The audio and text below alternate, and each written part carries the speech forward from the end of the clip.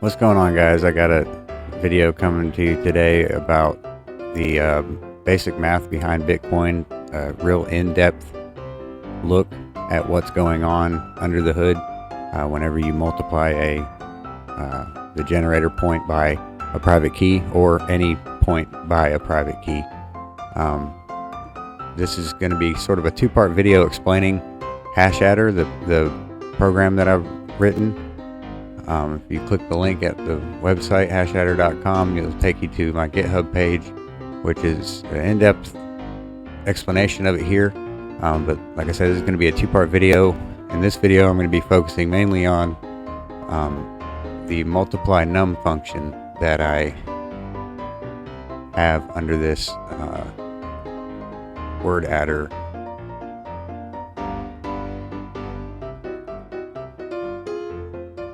These are all the positions defined for ECDSA for Bitcoin.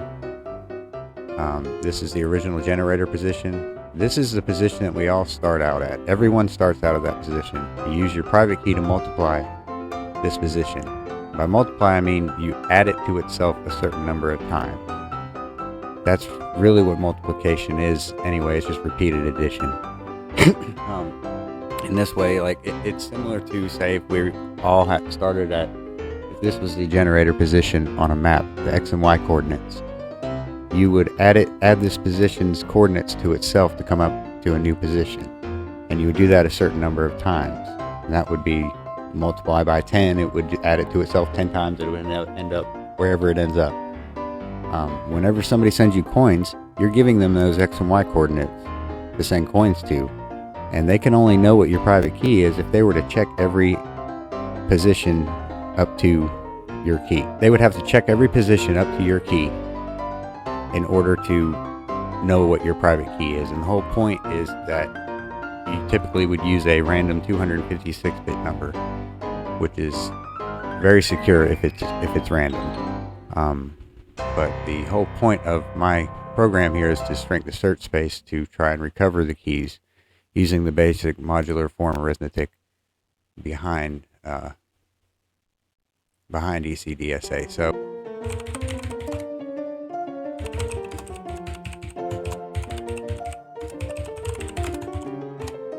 all right, now just to show you guys, by modular form, if we take this number n, this is the largest Bitcoin private key plus 1.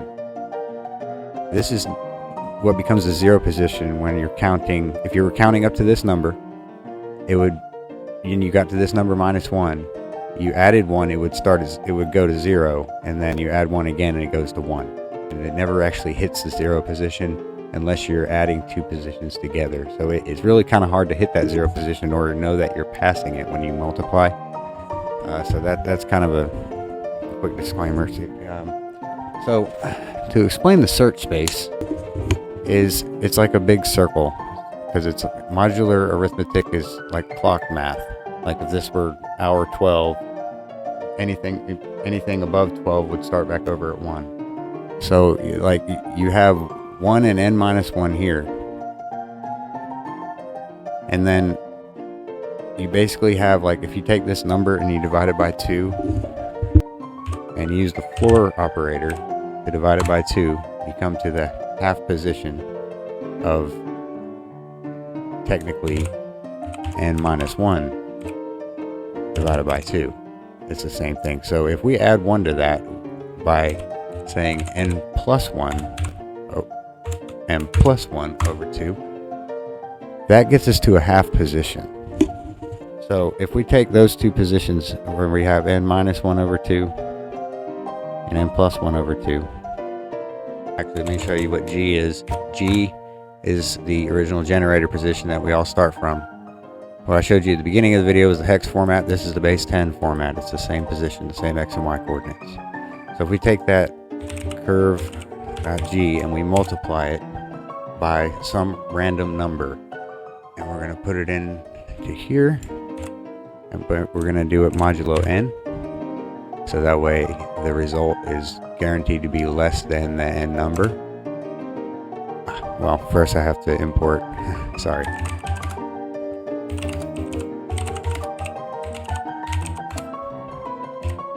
that again. Let's say we have this number right here. Okay, this is a private key because it's an integer. Okay, what we would do in Bitcoin to get the public key is we would take the original position curve.g and we multiply it by that number. And it gives us an x and y coordinate. X and y coordinate. Now, we can get that position's inverse. So let's take and we'll set this to our key. And then to get the inverse key, we will say n minus key.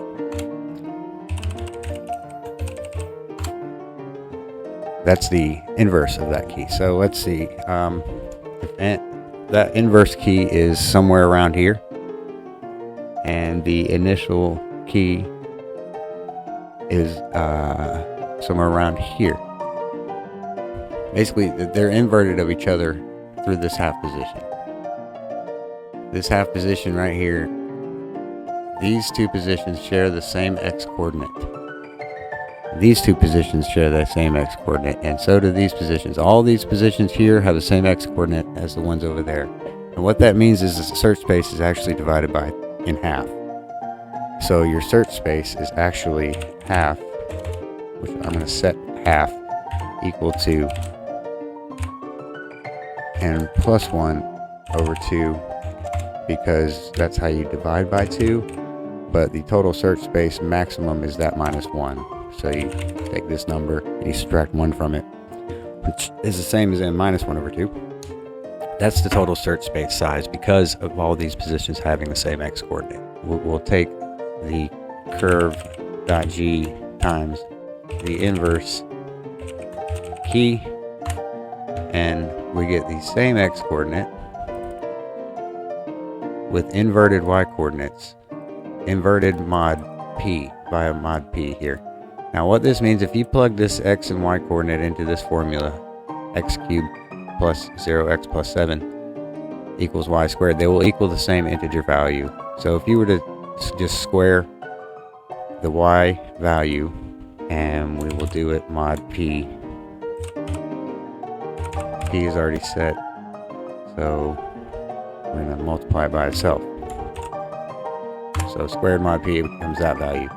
That same value is the same thing as taking the x coordinate, multiplying it by itself 3 times, and adding 7. Add 7. See, these are the same value. That just means that it's a valid point on the curve. That has nothing to do with the private key, because as we know, our key and our inverse key, these are our private keys that correspond to the x and y coordinates via a multiple of the original generator position, which that original generator position is the 1 position. By running the KU, and then we have a 1. We have this x and y coordinate. We get the same x coordinate but inverted y coordinates for 1 and n minus 1. The tiny EC module is what you have to install in order to use this hashAdder program. And by the way, if you're going to download this program, download it from this tab over here. It allows you to not have to create the lookup table at runtime every time. If you use this version up here, it has to create the lookup table every time. Addition and multiplication functions. If we have a position that has, according to this, if the x coordinates are equal and the y coordinates are not equal, this means not equal, then that means that a position is adding to itself. So if you were to take this 1 position and add it to n minus 1, it would equal 0, the 0 position, which is n. But it also, because it equals that larger number, it equals 0. Because it equals this number, it returns a 0 value, which in this code is called the inf, which is an inf function. It just basically over somewhere up here or down there, I don't remember where it is, but it shows just basically that it's 0. There's no information to be shown for the x and y. It just shows 0. Okay, now that's if the y coordinates are not equal. Now if the x coordinates are equal and the y coordinates are equal, it will just be a position adding it to itself, and it does this to get the x value and this to get the y value. Now I'm going to go a little bit further into this into another video. Say if the x coordinates are not equal, then it's also going to do this. So if I want to add 1 to the 5th position, those x coordinates are not going to be equal, and it's still going to add it to itself. Add the two positions together using this method and returning the x and y coordinates. You will always get an x and y result from this function. So we will be using this multiply function. The multiply function iterates over all of the bits starting at the least significant bit, and it adds the positions together. That basic multiplication of, say, 10 times 22, just for, I don't know where I came up with that number, but you take 2 times 0, you get 0, and 2, you add a 0 because you've already done this digit here. You get another 0, and then you get a 2, and then you add the two positions together, right? So you're adding based on the two digits here. So if we were to take our original generator position, multiply it by 2 to the 0, 2 to the 1, 2 to the 2, 2 to the 3, 2 to the 4, which is 1, 2, 4, 8, 16, up to 2 to the 255. Then we plug in every one of these positions, and we either grab a 0 out of all of these positions, or we grab the power of 2 multiple of g. So looking at this number, we would take the first power of 2, the third and the fourth power of 2, this 1, 2, 3, 4, 5, the 7th power of 2, and so on. And we would add all those together. And for every position that it has a 0, we would just add 0 for that position. And that's how you do multiplication. You just use addition as a table like this. I'm defining in this ECDSA module with the G. You can plug any public key, any valid public key into this position, and it will give you the correct answer.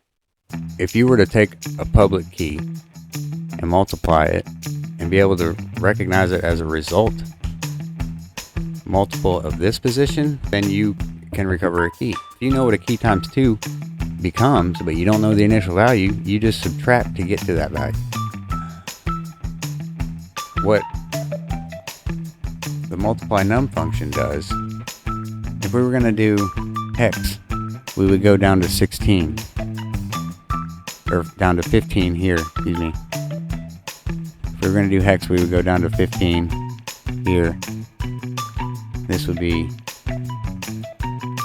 16, this would be 32, this would be 64, and this would, right here would be 256. 2 to the 63 times 16. 2 to the 63, it's always minus 1. Yep, that's right. It's 2 to the 63 minus 16 because you're starting at 0 here.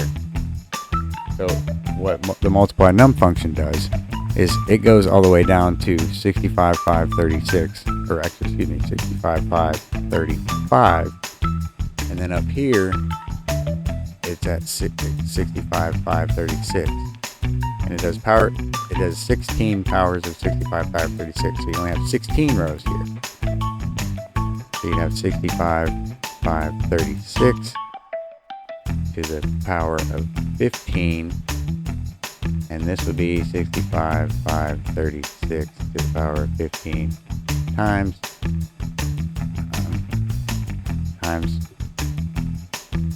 times 65,535. Multiply num, it's basically taking your number. So if our number binary, it takes it in 16-bit chunks, and it adds those 16-bit chunks together. It says, okay, which 16-bit chunk is it? And it grabs the one from there and puts it over here in another position, and it adds all those together. And we're going to get the multiply num function, and we're going to do 1,000 iterations of just a random 256-bit number modulo n times g times the original position. So this is going to be the original binary calculator that tinyEC uses over here, where it goes through the least significant bits and it adds all the positions together, whether or not there's a 1 or a 0. It's going to do that 1,000 times, and we're going to time that. Then we're going to come down here and we're going to call with our table that we created with multiply num. We're going to just enter in a random 256-bit number modulo n 1,000 times, and we're going to see which one's faster. Okay, it took 14 seconds to use a regular binary calculator to use my multiply num function, which only took 16 additions per 256-bit operation. It took a little bit over half a second. So, like I said, the advantage of the multiply num function, it's only got 16 additions, whereas the initial one has 255 additions for each 256-bit operation. That's the worst case scenario.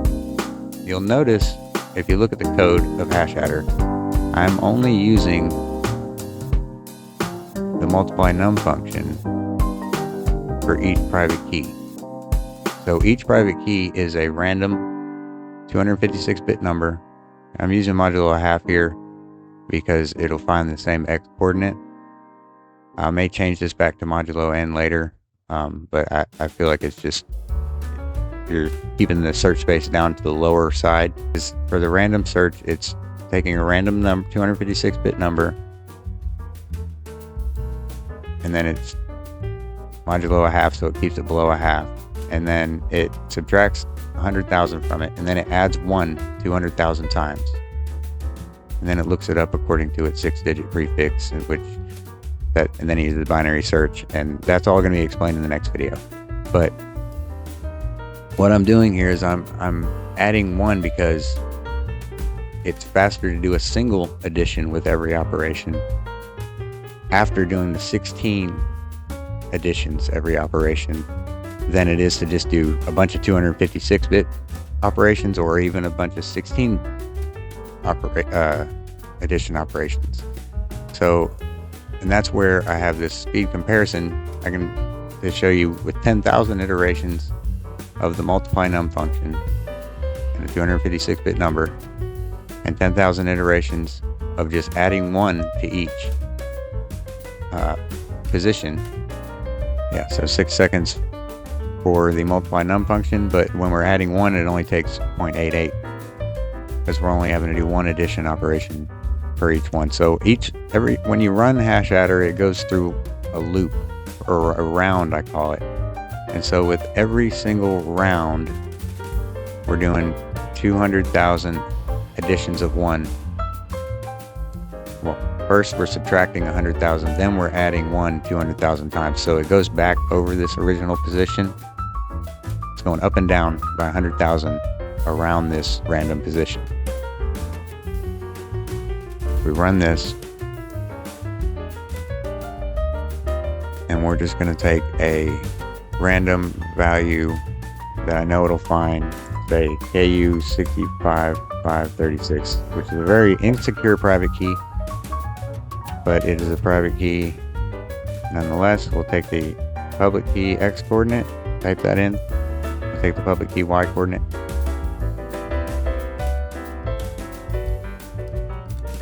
plug that in, do a quick list. Now see, I'm typing in 100 it's going to take and multiply that by 2, add 1, and then square it.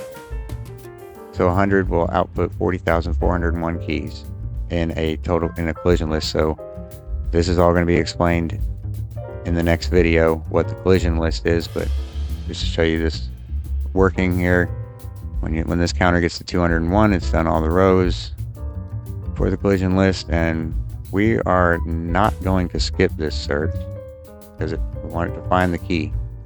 To show you what I mean there.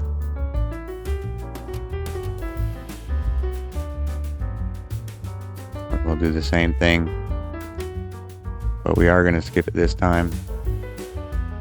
Now let's just say, for instance, this was the key you were looking for. You would skip this if you know it's not within the lookup table. But the lookup table, like I said, is all the lookup table is this grid. It's a 65,536 by 16 grid, multiples thing, and so it checks every one of those positions. This is only working on a single core, single processor, or single core, single thread at the moment. The newest version of hashAdder is version 1.4, like I said, and it actually has the lookup table as this word grid pickle file.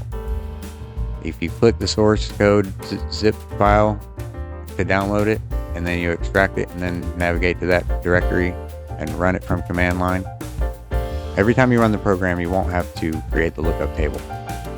If you just, like I said, if you go back and you just download it from this button, it creates the lookup table every time. This is version 1.3. Version 1.4 also saves a found key to file if it ever finds a key. And like and subscribe. Let me know if there's anything you didn't understand about this. Feel free to comment below, and I'll see you guys next time.